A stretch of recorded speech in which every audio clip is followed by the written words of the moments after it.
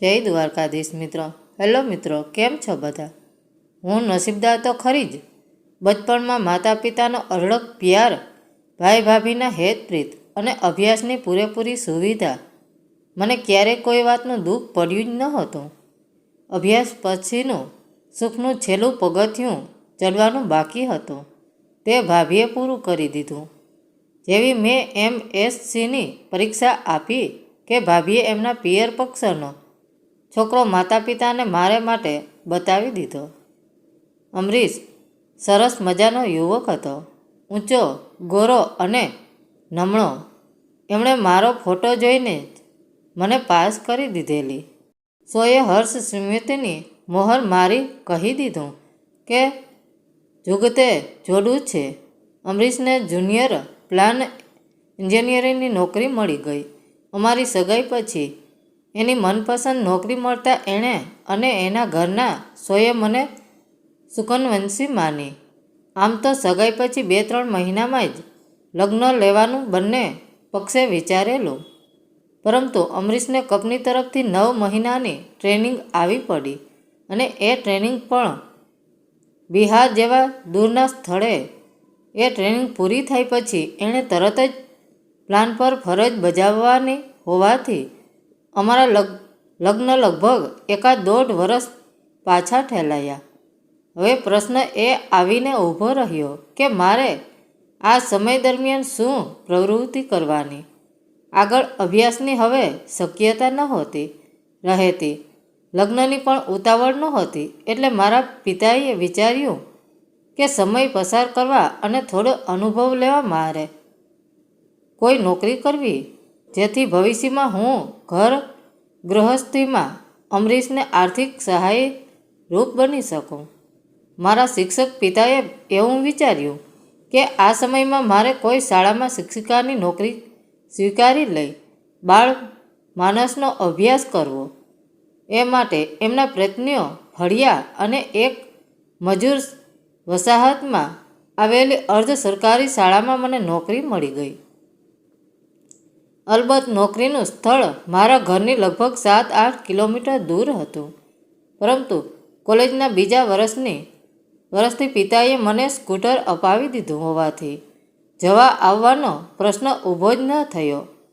નોકરીના પહેલા દિવસે શાળાના આચાર્યે 9મા 10મા ધોરણમાં વિજ્ઞાનનો વિષય શીખવવાનું કહી મારા હાથમાં ટાઈમ ટેબલ પકડાવી દીધું. 8મા ધોરણમાં મારે ગણિતનો વિષય પણ લેવાનો હતો.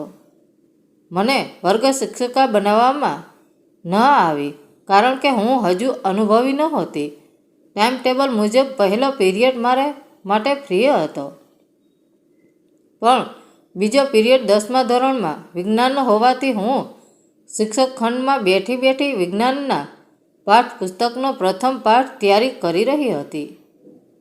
પહેલા પીરિયડની સમાપ્તિનો ઘંટ વાગ્યો કે હું શિક્ષક ખંડમાંથી બહાર નીકળી અને 10મા ધોરણના ક્લાસ તરફ રવાના થઈ.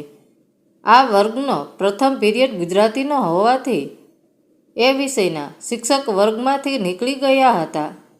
મેં વર્ગમાં પ્રવેશ કર્યો ત્યારે વર્ગના પાછળના ભાગમાં વિદ્યાર્થીઓનું ટોળું જામ્યું હતું. કોઈ બેન્ચ પર ઊભું હતું તો કોઈ એકબીજાના ખંભાનો ટેકો લઈ પાછળના વર્તુળમાં ચાલી રહેલી મારામારીના પ્રેક્ષક બની દ્રશ્ય નિહાળી રહ્યું હતું.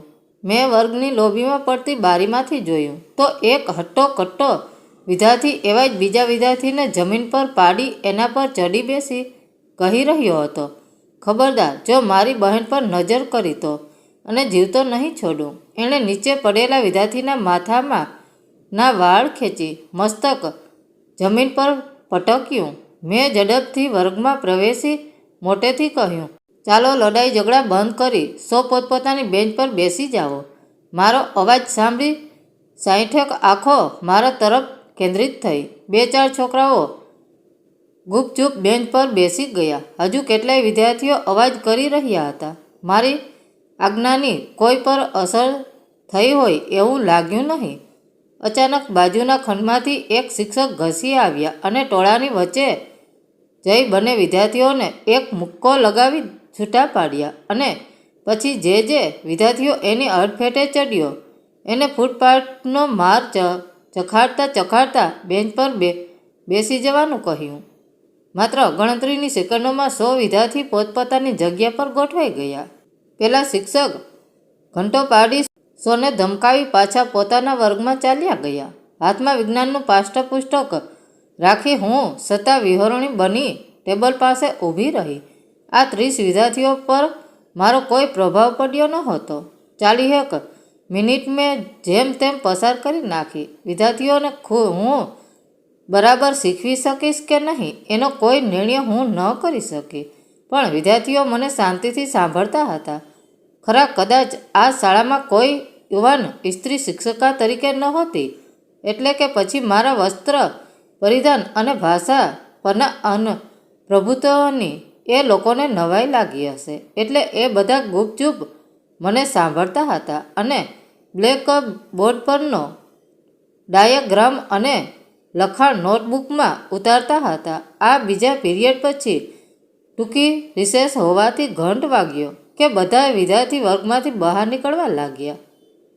મારી કરી ચૂકેલા 2 વિદ્યાર્થીઓને રોકી એમને મેં સલાહ શિખામણ આપી. પેલો હટ્ટોકટ્ટો વિદ્યાર્થી મારી સામે તાકીને જોઈ રહ્યો અને પછી બોલ્યો, બહેન, અમારું તો આ રોજનું થયું. અમે મજૂર વર્ગના છીએ. ઘરમાં, વસાહતમાં કે શાળામાં અમારા ઝઘડાઓનો રોજે રોજના થયા. તમે નવા લાગો છો એટલે તમને ખબર નથી. અમે મજૂરિયા છીએ, મજૂરિયા. હું ડઘાઈને એની સામે જોતી રહી. એ વર્ગ છોડીને જતો રહ્યો કે બાજુના વર્ગમાંથી દોડી આવેલા શિક્ષક મારી પાસે આવ્યા અને મને હસતા હસતા કહ્યું, પહેલા દિવસનો પહેલો પીરિયડ બરાબર ન ગયો ખરું ને? હા, મેં વિદ્યાર્થીઓ પાસેથી આવી આશા રાખી નહોતી અને રાખતા પણ નહીં. આ બધા મજૂર વર્ગના છોકરાઓ છે. તમે જોજો ને, 4-5 મહિનામાં એમને કોઈ કામ મળી જતાં કોઈ ભણવા આવશે પણ નહીં. છેલ્લા 4 વર્ષથી હું આ શાળામાં છું, પણ 2-4 ગણ્યા ગાંઠિયા છોકરાઓ સિવાય કોઈ SSCની પરીક્ષામાં બેસતું જ નથી. એમને રોજીરોટી જોઈએ છે. એ નથી મળી ત્યાં સુધી ટાઈમ પાસ કરવા અહીં આવશે. એને ગમે એટલી મહેનત કરી ભણાવશો તો પણ એ ભણવાના નથી, તો પછી એ શાળામાં આવે છે કેમ? મેં તમને કહ્યું ને કે આ બધા મજૂરિયાઓ છે. મારી કરતાં આ બંને છોકરાઓને હું ઓળખું છું. એમના મા બાપ મિલ ફેક્ટરીમાં કામે જાય છે. આમના મોટા છોકરા રમેશની એક બહેન છે, એ બીજા છોકરાના પ્રેમમાં છે. આ મજૂરિયાઓનો પ્રેમ એટલે શારીરિક આકર્ષણ. એની પાછળ પ્રેમની કોઈ ઊંડાણભરી સમજણ નહીં. આવું તો આ શાળામાં 3-4 વાર બન્યું છે. હવે જો બંને તોફાન કરે તો એને મારી પાસે મોકલજો. હું એમને સીધો દોર કરી દઈશ. એ દિવસે સાંજે હું ઘરે ગઈ ત્યારે પેલા છોકરા રમેશને હું ભૂલી ન શકી. એનો શબ્દ મારા કાને પડઘાતો હતો, મજૂર, અમે મજૂર લોકો. મારી ઝઘડા અમારે કોઠે પડી ગયા છે કારણ કે અમે મજૂર છીએ. મજૂર રમેશને અને વર્ગમાં ભણતા અન્ય વિદ્યાર્થીઓને એક લેબલ લાગી ગયું હતું. મજૂરિયાઓ. બીજે દિવસે શાળા શરૂ થતાં મેં મારા સાથી શિક્ષકા બંધુને કહી દીધું કે કંઈક અવાજ થાય તો કૃપા કરી મારા વર્ગમાં દોડીને આવશો. મને મારી રીતે વર્ગના વિદ્યાર્થીઓને સંભાળવા દેશો. એ દિવસે વર્ગમાં મારો 3જો પીરિયડ હતો. ટૂંકી રિસેસ પૂરી થતાં પહેલાં હું વર્ગમાં આવી ગઈ. રિસેસમાંથી આવતા એકે એક વિદ્યાર્થીની આંખમાં આંખ પરોઈને મેં જોયું. બધા ચૂપચાપ બેસી ગયા. 3જો પીરિયડની શરૂઆત સુકંચનો ઘંટ વાગ્યો અને મેં બોર્ડ પર મારું નામ લખ્યું, અનામિકા. એ પછી મેં બધા વિદ્યાર્થી સામે જોઈ કહ્યું, આ મારું નામ છે. તમે મને સર, મેડમ કે ટીચર કહેવાને બદલે માત્ર અનામિકા કે અનુ બહેન કહેશો તો ચાલશે. ઘરમાં બધા મને અનુ કહે છે. હવે તમે મને કહેશો કે આ નામનો અર્થ શું થાય? બધા મારી સામે, બોર્ડ સામે અને એકબીજા સામે બધાની જેમ જોઈ રહ્યા. મેં કહ્યું, અનામિકા એટલે જેને કોઈ નામ નથી. તે હું નામ વિનાની છું, છતાંય નામવાળી છું. હું પહેલી વખત ભણવા બેઠી ત્યારે મને મારું નામ લખતા નહોતું આવડતું. અરે નામ તો શું, પૂરા 10 સુધી બરાબર ગણતાંય નહોતું આવડતું. આ લખવા ગણવા સિવાય મને ઘણું નહોતું આવડતું. કોઈ પણ રમત રમતા ન આવડે, દડો બરાબર ઝીલી શકું નહીં. વારંવાર મારો વર્ગ ભૂલી જતી અને નળેથી પાણી પીતા પણ આવડતું નહીં. મારું યુનિફોર્મ પૂરેપૂરું ભીંજાઈ જતું. બધા મને વૃદ્ધિ કહી સંબોધતા. તો પછી તમે શિક્ષક કઈ રીતે બન્યા? એક વિદ્યાર્થીએ મને પૂછ્યું. એનું કારણ મારું વૃદ્ધિનું લેબલ. મને કોઈ આ લેબલથી બોલાવે એ જરાય ગમતું નહીં. મારે ભણવું હતું, ઘણું શીખવું હતું અને કોઈ ઠોક કે વૃદ્ધ કહી સંબોધે એમ મારે જોઈતું ન હતું. તમને પણ હું કહી દઉં છું, તમે તમારી જાતને મજૂરનું લેબલ લગાવીને બેઠા છો. શું મજૂર ભણી ન શકે, શીખી ન શકે?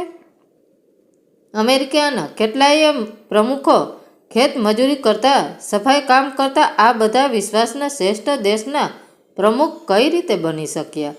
કારણ કે એમણે એમના લેબલને ફગાવી દીધું હતું. તમને પણ હું એ જ કહેવા માગું છું. કૃપા કરી ભૂલી જાઓ કે તમે મજૂરના સંતાનો છો અને જિંદગીભર મજૂર રહેવા જ સર્જાયેલા છો. અહીં આ વર્ગમાં બેઠેલો કોઈ મજૂર નથી, માત્ર વિદ્યાર્થી જ છે. જો તમારે મજૂર તરીકે જ ઓળખાવું હોય તો કાલથી આ વર્ગમાં ન આવશો, કારણ કે આ વર્ગમાં માત્ર અભ્યાસુઓનો જ છે. હવે તમારામાંથી કોઈ તમારી જાતને પેલા લેબલથી ન ઓળખાવશો. બેન્ચ પર બેઠેલા એક વિદ્યાર્થી ટટ્ટાર થઈ ગયા. હું એમને એમનું આત્મસન્માન આપી રહી હતી, છતાં 1-2 વિદ્યાર્થીઓના મનમાં શંકા ઊભી થઈ. ટીચર, સોરી અનુબહેન, તેમ છતાંય અમને બધા લોકો શિક્ષકો પણ મજૂર કહીને જ બોલાવવાના. શા માટે? કારણ કે અમને તમારી જેવું સરળ બોલતા નથી આવડતું. અમે રીતભાત વિનાના છીએ. આ શાળાના શિક્ષકો અમને જંગલી કહે છે. હું હસી. મેં એમને કહ્યું, જંગલી હજુ સારો શબ્દ છે, પણ પેલી અનામિકા નામની છોકરીને બધા વૃદ્ધુ ડોબી કહીને બોલાવતા. તમારે જંગલી અને વૃદ્ધુ વચ્ચે કોઈ શબ્દ પસંદ કરવો હોય તો કયો કરો? જંગલી, બધા બોલી ઉઠ્યા. હજુ આપણે આગળ વધવાનું છે. એ જંગલી લેબલ પણ દૂર કરવાનું છે. હું તમને દરરોજ સાંજે થોડું આ અંગે શીખવીશ. સાથે ગમત પડે એવી વાર્તા પણ કહીશ. તમે બધા શાળાના સમય પછી અડધો-પોણો કલાક વધુ રોકાશો. શરૂઆતના 2 દિવસ પછી બધાએ રસ પડ્યો. અહીં માત્ર 10મા ધોરણના જ નહીં, 8માના અને 9માના ધોરણના વિદ્યાર્થીઓ પણ આવતા. જ્ઞાનની ભૂખ ધીરે ધીરે ઘટડવા લાગી. પ્રત્યક્ષ ઉદાહરણો સહિત મેં રીતભાત શીખવી અને ગુજરાતી ભાષાના થોડા વ્યાકરણ વિશે પણ કહ્યું. હવે આ બાળકો વાતમાં સોરી થેન્ક યુ કહેતા થયા. ધક્કામુક્કી બંધ થઈ અને થૂંકવાનું તો અદેશે જ થઈ ગયું. ફેબ્રુઆરી મહિનાની શરૂઆતમાં બધાને ખબર પડી ગઈ કે અનામિકા બહેનની સગાઈ થઈ ગઈ છે અને મે મહિનામાં કે પછી ડિસેમ્બર મહિનામાં લગ્ન કરી આ શાળામાંથી છૂટા થઈ જવાના છે. જોકે 10મા ધોરણના વિદ્યાર્થીઓ કરતાં 9મા ધોરણના વિદ્યાર્થીઓને વધુ લાગી આવ્યું. પણ મને એક વાતનો આનંદ થયો કે આ વર્ષે 10મા ધોરણના 30 વિદ્યાર્થીઓ SSCની પરીક્ષા આપવાના હતા. અમારા આચાર્યને આનંદ થયો. આ 30 વિદ્યાર્થીઓ પરીક્ષા માટે વધુ સારી રીતે તૈયાર થઈ શકે એ માટે વધારાના વર્ગો પણ શરૂ કર્યા. જૂન મહિનામાં પરિણામ આવ્યું ત્યારે માત્ર 2 વિદ્યાર્થીઓ સિવાય 28 વિદ્યાર્થીઓ સેકન્ડ થર્ડ ક્લાસ લાવી પરીક્ષા લાયસી વેતરણી પાર કરી ગયા હતા. અંબરીશ બહારના પ્લાનની ટ્રેનિંગ પતાવી ફરજ પર હાજર થઈ ગયો હતો. અમારા વડીલોએ ચર્ચા કરી ડિસેમ્બર મહિનામાં લગ્ન લેવાનું નક્કી કરી નાખ્યું. ડિસેમ્બરમાં અમરીશની કંપનીની એને 1 મહિનાની રજા આપવા સહમત થઈ. અમારા રિસેપ્શનમાં કોઈ ધ્યાન આકર્ષક ઘટનાઓ હોય તો સ્ટેજ પાસે 101 જેટલા વિદ્યાર્થીઓને શ્રેષ્ઠ વૃદ્ધ હાર બંધ કરતા દરેકના હાથમાં ગુલાબનું ફૂલ હતું. અમરીશે મારા કાનમાં કહ્યું, અનુ, ગેટ રેડી, તારા વિદ્યાર્થીઓ આવી રહ્યા છે. એમને જોઈને હું ગદગદિત થઈ ગઈ. મારી આંખમાં હર્ષના આંસુ ઉભરાતા હતા. એકે એક વિદ્યાર્થી શ્રીમિત અને વિનમ્રથી વર્તાતો હતો. એ બધાના હાથમાં ગુલાબનું ફૂલ હતું. ના, એ ફૂલ નહીં, એનું હૈયું હતું. હું ગુલાબના પુષ્પોથી છવાઈ ગઈ. 1.5 વર્ષની શિક્ષકની નોકરી કરી મેં શાળા છોડી. મને શરૂઆતમાં એમ થતું હતું કે હું અહીં વિદ્યાર્થીઓને શીખવવા આવી છું, પણ શાળા છોડતા છોડતા મને વિચાર આવ્યો કે ખરેખર એ નીચલા વર્ગના વિદ્યાર્થીઓને મેં શીખવ્યું કે સોએ મને જીવન પ્રદાન ઘણા અમૂલ્ય પાઠો ભણાવ્યા. અમરીશ જોડે લગ્ન કરીને થોડા દિવસ હું મારે સાસરે રહી, પણ અમરીશનો જે પ્લાન આવેલો ત્યાં એક કંપની સુંદર વૃક્ષાચ્છાદિત લોકોની હતી. એ કોલોનીમાં એમને રહેવા માટે ક્વાર્ટર મળી જતા હું આ ક્વાર્ટરમાં હવે એકલી પડી. સવારે 8:30 અમરીશ સ્કૂટર પર નીકળી જાય. અમારી કોલોનીથી માત્ર 3 કિલોમીટર દૂર એનો પ્લાન આવેલો. એ સાંજે 5 વાગે છૂટીને ઘરે આવે. ત્યાં સુધી મારે શું કરવાનું? મેં મારી જીવનકથાનો આરંભમાં જ કરેલું કે હું મારા જીવનમાં નસીબદાર રહી છું. એ નસીબ મને અહીં પણ ફળ્યું. કંપનીની કોલોનીમાં રહેતા એમને પ્રિન્સિપાલ વર્ગની ઓળખાણ થઈ ગઈ. કોલોનીમાં રહેતા કર્મચારીઓના બાળકો માટે કંપનીએ અહીં શાળા શરૂ કરી અને વર્ગીજ સાહેબે મને શાળામાં શિક્ષક આપવાનું આમંત્રણ આપી દીધું. નવી ટર્મ શરૂ થતાં જ મેં શાળાએ જવાનું શરૂ કરી દીધું. તે આજનો દિવસ અને કાલની ઘડી. આ શાળામાં ભણાવતા મારા દશકો વીતી ગયો. એક દિવસ શાળામાં મારા વર્ગમાં એક ટાબરિયો દાખલ થયો. કંપનીના કર્મચારીનો એ પુત્ર હતો. શાળાના નિયમિત પ્રમાણે વર્ગમાં નવા દાખલ થયેલા વિદ્યાર્થીના માતા પિતા વર્ગ શિક્ષકને મળી લેવું જરૂરી હતું, જેથી ઘરમાં પણ બાળકોને અભ્યાસની પૂરેપૂરી સુવિધા મળે. એક ગુરુવારે આ નવા વિદ્યાર્થી આનંદમાં ના માતા પિતા મને શાળાના સમય પછી મળવા આવ્યા. આનંદ પણ સાથે હતો. મેં એના પિતા સામે જોતા જ આશ્ચર્ય વ્યક્ત કર્યું અને બોલી ઉઠી, અરે રમેશ, તું? અને એણે પણ એટલા જ આશ્ચર્યથી પ્રતિસાદ આપ્યો, અરે અનામિકા બહેન, તમે? અમારા સુખદ આશ્ચર્ય વચ્ચે રમેશે મને જણાવ્યું કે એણે એસએસસી પછી એન્જિનિયરિંગ લાઇનનો ડિપ્લોમા કોર્સ કર્યો, કોઈ ફેક્ટરીમાં 2-2.5 વર્ષ નોકરી કરી અને આ પ્લાનમાં નોકરી મળી જતાં અહીં આવ્યો. વર્ષ પહેલાં જે પિતા મારી પાસે ભણી ગયો એનો પુત્ર હવે આજે મારા વર્ગમાં દાખલ થયો. મને શાળાની મારી નોકરીનો પ્રથમ દિવસ યાદ આવી ગયો. આ કેવો જોગ સંજોગ! હું પિતાને ભણાવી ચૂકી છું અને એનો પુત્ર પણ મારી પાસે અભ્યાસ કરશે. મજૂરિયા જેવું લેબલ લગાવીને અભ્યાસ કરતા પિતાએ આ લેબલને ફાડીને ફેંકી દીધું છે. રમેશના પુત્રને હવે કોઈ મજૂર કહીને નહીં સંબોધે. એ લેબલ હટાવતા પિતાને કેટલો પરિશ્રમ વેઠવો પડ્યો હશે. હવે અહીં કંપનીના જનરલ મેનેજરનો પુત્ર અને રમેશ જેવા કર્મચારીનો પુત્ર પણ સામાન છે. એ સાંજે મેં ઘેર જઈ લાપસી રાંધી. મારા સંતાનો અને પતિએ પૂછ્યું, કઈ ખુશીમાં? બુદ્ધુ અને મજૂરિયાના લેબલ હટાવવાની ખુશીમાં. બધાના ચહેરા પર ખુશી હતી. મિત્રો, વાર્તા કેવી લાગી? સારી લાગી હોય તો કોમેન્ટ કરીને જરૂર જણાવજો. ધન્યવાદ મિત્રો. રાધે રાધે.